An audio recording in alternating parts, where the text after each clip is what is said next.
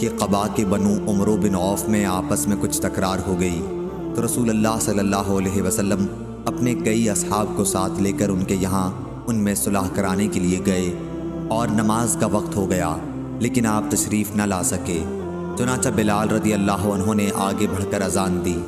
ابھی تک چونکہ حضرت صلی اللہ علیہ وسلم تشریف نہیں لائے تھے، اس لیے وہ حضرت صلی اللہ علیہ وسلم ہی کی ہدایت کے مطابق ابو بکر رضی اللہ عنہ کے پاس آئے اور ان سے کہا، حضور صلی اللہ علیہ وسلم وہیں رک گئے ہیں اور نماز کا وقت ہو گیا ہے، کیا آپ لوگوں کو نماز پڑھا دیں گے؟ انہوں نے کہا کہ ہاں اگر تم چاہو۔ اس کے بعد بلال رضی اللہ عنہ نے نماز کی تکبیر کہی اور ابو بکر رضی اللہ عنہ آگے بڑھے۔ نماز کے درمیان نبی کریم صلی اللہ علیہ وسلم صفوں کے درمیان سے گزرتے ہوئے پہلی صف میں آپ پہنچے۔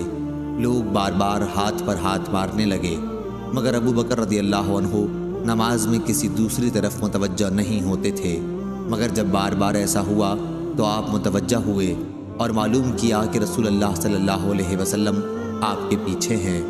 حضرت صلی اللہ علیہ وسلم نے اپنے ہاتھ کے اشارے سے انہیں حکم دیا کہ جس طرح وہ نماز پڑھا رہے ہیں اسے جاری رکھیں، لیکن ابو بکر رضی اللہ عنہ نے اپنا ہاتھ اٹھا کر اللہ کی حمد بیان کی اور الٹے پاؤں پیچھے آ گئے اور صف میں مل گئے۔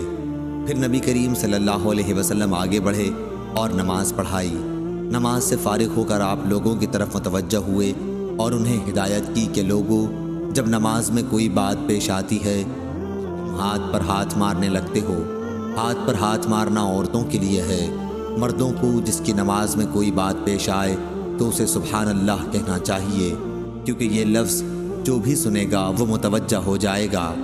اے ابو بکر، جب میں نے اشارہ بھی کر دیا تو پھر آپ لوگوں کو نماز کیوں نہیں پڑھاتے رہے؟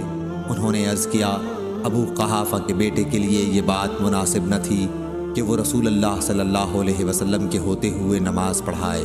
صحیح بخاری حدیث نمبر 2690۔